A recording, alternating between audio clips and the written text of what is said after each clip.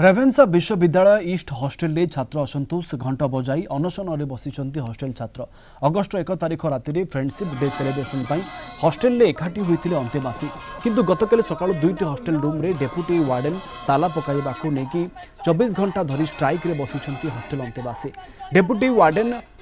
रबिउल अंसारी इस्तीफा दाबी east hostel सामने आमरण अनशन बसी छात्र आज रेवेन्सा कर्तृपक्ष आंदोलन स्थल को आसी छात्र मान सहित आलोचना करने पर कौन सुफल मिलना अंडपटे चीफ वार्डन हॉस्टेल रूम ताला पकाइबा कथा स्वीकार करिसेंती तेज घटना तदंत होगा सहित परवर्ती कार्यपंथा ग्रहण कर चीफ वार्डन सुदर्शन मिश्र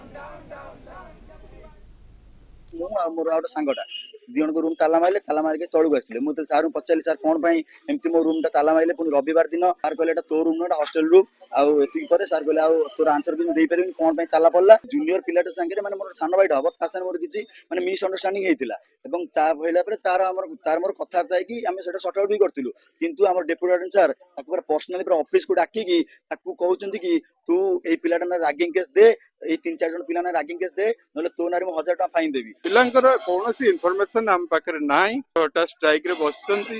वार्डन आसिक पिला को बुझे